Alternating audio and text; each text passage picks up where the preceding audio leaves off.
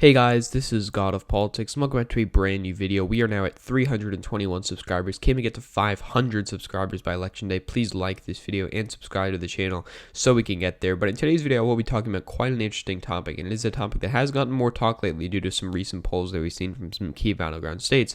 But it is Biden losing Hispanics, and does that matter? Well, this article from ABC is titled "Biden Struggling to Gain Support of Latinos in Key Battleground State of Florida."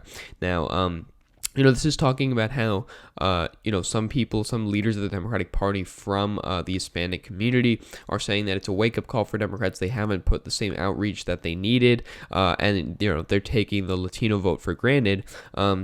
It points out how there's a new poll here. A new NBC Mars poll showed 50% of Latinos going for Biden, for Trump over Biden's 46%. And the Quinnipiac poll showed 50% for Biden and 33% for Trump.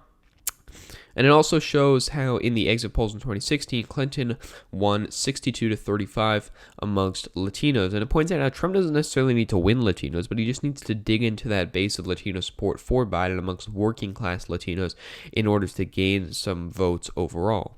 It also points out how the Biden campaign was spending money on Spanish ads as early as March of this year, but they just started ramping up their efforts as early as June.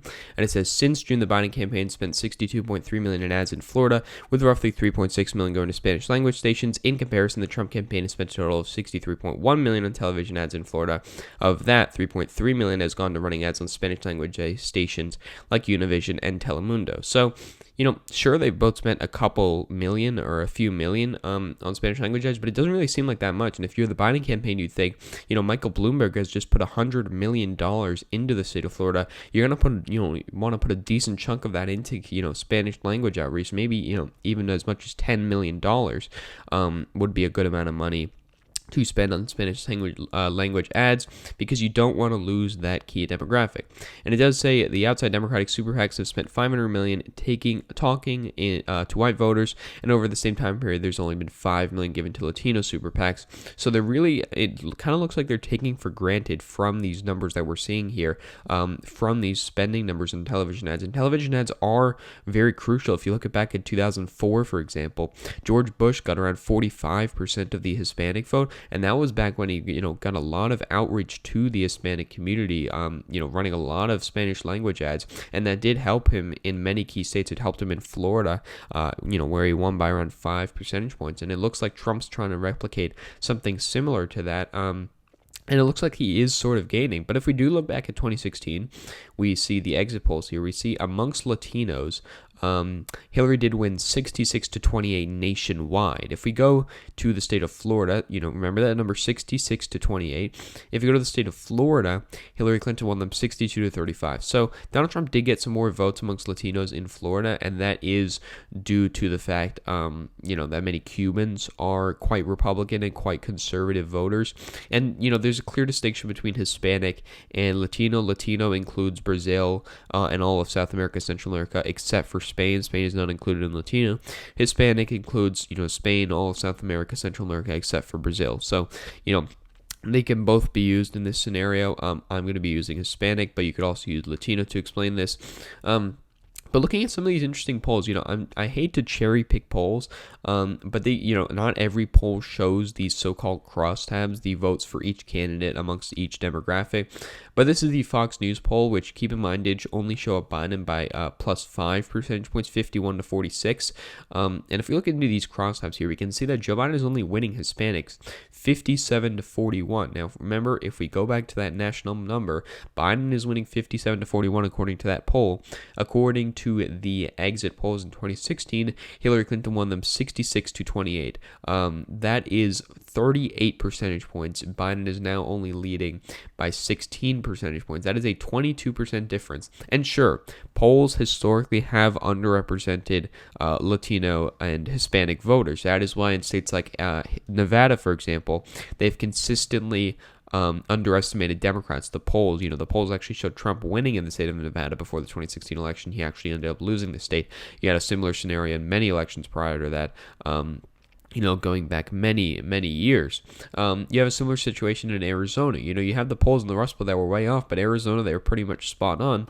And in some scenarios, they actually underestimated Trump due to the fact they weren't polling enough Latinos. But, assume Biden's number is underrepresented amongst Latinos, that is still a big difference. But, I'm kind of hypothesizing why that doesn't necessarily matter because, if we do look at the age demographics, above 65-year-olds, Joe Biden is currently leading 52% to 43%. That is a 9-point lead. If we go back to 2016 and we see the age demographics, we see that Donald Trump won that demographic by 7 percentage points. So that is a 16% difference. And sure, it's not a 22% difference like it is with Hispanic voters, but that is actually more significant because 65 and older is 16% of the demographic. In 2016, Latinos were 11% of the demographic. It is projected to maybe be up to 13 to 14%, but it is still less than 65 and older voters. And that is why we are seeing that Joe Biden still has a healthy lead in the national polls. He still had, for quite a while, he had quite a big lead in Florida. Now he still has a slight lead. But if we do look at this Florida poll, now again, I am cherry picking, but not every poll shows their crosstabs. But this is the Quinnipiac poll, and the Quinnipiac poll did show Biden up by 3 percentage points. But again, if we do look into the demographics for each one of these groups, we can see that Trump is actually winning Hispanics in Florida 45 to 43. But if we go to the Florida exit polls from 2016, again, Trump is winning 45 to 43. Hillary Clinton won 62 to 35. So that is a 29-point difference. And, I do think that is probably overstated because some polls, for example, a CNN poll showed Biden winning Hispanics by around 20 points or something. So again, I am cherry picking, but it is to prove the point. But if you look at this, for example, 65 and older, Joe Biden or Hillary Clinton lost them by 17, and they made up 21% of the electorate, which is 3% larger than the Latino electorate. So again, Trump winning by 17. If we look at this Quinnipiac poll here, amongst voters who are above 65, Joe Biden is winning by 10 percentage points. So 10 percentage points for Biden, 17 percentage points for Trump. That's a 27% difference. That is almost as great. And when you factor in the fact that they were a larger percentage of the electorate, that is a net positive for Joe Biden. So he's losing amongst Hispanic voters, but he's gaining amongst these older voters. You could also make the argument that he's gaining amongst white voters as well. If you want to look at the white vote, we can see here that currently, according to this poll, now this poll may not be accurate, according to this poll, Donald Trump is winning by 11 percentage points amongst white voters. If we go to the national exit polls from 2016, we can see here that amongst white voters, Donald Trump won them by 20. So we see Donald Trump won them by 20. Now, Donald Trump is only winning them by 11. So that's another 9-point difference. And remember, white voters make up 71% of the electorate. So that also makes a key difference. So the gist of this is that Joe Biden is losing amongst Hispanic voters. There's no secret to that. This is a thing we've seen consistently in polls. We've even seen, not getting as much of the black vote. And sure, he'll still, win, 88 to 12, something like that. But he is losing slightly amongst minority voters, and it's clear amongst Hispanic voters that he's losing. If you look at the 2020 exit polls, we look at the Democratic primary polls. We look in Arizona. Sure, in Arizona, Joe Biden, which Hispanics are 27% of the electorate, Joe Biden actually did win Hispanics, but by then he'd already had so much of the momentum, and he ended up winning so easily that, that's not even that impressive. If we look at Florida, for example, we look at the exit polls from Florida in 2020. We actually don't have any race demographics for the Hispanic vote, but Joe Biden, won the black vote quite easily, and the non-white vote overall is quite, favorably in his column. And this doesn't include Cubans who would probably vote in the Republican primary. But one of the most important things, if you look at the Nevada primary, where Bernie Sanders did do very well. We look at the Nevada primary.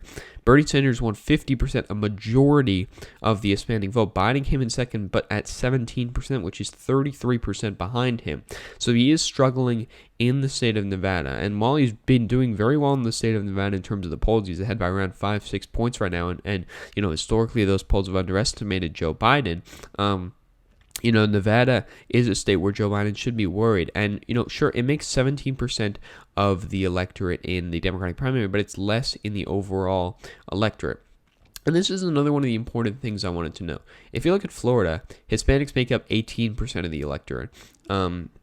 In the state of Colorado, in the state of Colorado, Hispanics make up, or Latinos make up 12% of the electorate. In Arizona, they make up 15% of the electorate. So, is that necessarily going to make a difference? If Joe Biden loses even almost 20% of the Hispanic vote, it's 18% in Nevada, would that make necessarily that much of a difference if he's only gaining 5% amongst white voters, which easily offsets that difference? So that's something we'll have to know. But if we're looking, specifically at the state of Florida, we look at the state of Florida in 2016 versus 2008. In 2008, Barack Obama and Joe Biden won it by 0.9 percentage points. Donald Trump won it by 1.2 percentage points. We can see that Hillary Clinton's strongholds were in the Miami-Dade, Broward, and Palm Beach County area. And he did improve on the margins of Hillary Clinton in some of these areas, but Joe Biden isn't expected to do as well. But where can he gain? Well, one area I believe he can gain is Duval County. Duval County went to Donald Trump by 1.4 percentage points, but if we go back to Duval County in 2012, Mitt Romney won this by 3.6 percentage points, and in 2018, this went blue at both the Senate and the gubernatorial level. If we also look at the Tampa Bay area, Joe Biden has been projected to do a lot better in this Tampa Bay area, and while it did go more red in 2018, in 2012, that's partially due to black turnout and things like that. But Joe Biden's expecting to make gains amongst white voters, and maybe he can limit the damage amongst these rural areas, although they will still trend towards the Republicans. So the path to victory for Joe Biden is limit the damage in the Miami-Dade County area, the Miami area, the West Palm Beach area, gain in areas like Jacksonville, gain in areas like Tampa, and gain with old voters generally, because if you're going to believe the polls saying that Joe Biden is losing amongst Hispanics, believe the polls saying that Joe Biden is gaining amongst old voters. And why is he gaining amongst old voters? Well, it's partially because of the coronavirus.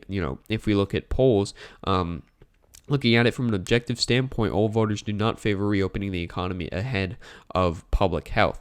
And then that was, a 6-to-1, majority amongst old voters. And so that is part of the reason why they are going to Joe Biden. If the coronavirus becomes less of a problem, sure, they may go back to Donald Trump, but that is not what we're seeing right now. And if you're the Biden campaign, you want to keep making outreach to Hispanic voters. You want to keep those old voters in your column in case you do not get as much of those Hispanic voters. If you're Donald Trump, you want to keep highlighting, Joe Biden's faults and keep doing what you're doing, spending more money on Spanish language ads and trying to eat into that base while also not losing as many of those white voters as many of those old voters.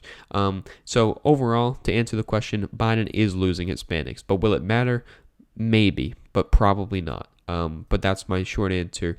We can get into a long answer that was in this video, and maybe I'll make future videos about it later on. So thank you all for watching this video. Please like this video and subscribe to the channel. Also join the Discord that is linked down in the description. Also check out the website that is also linked down in the description. So we're good, guys.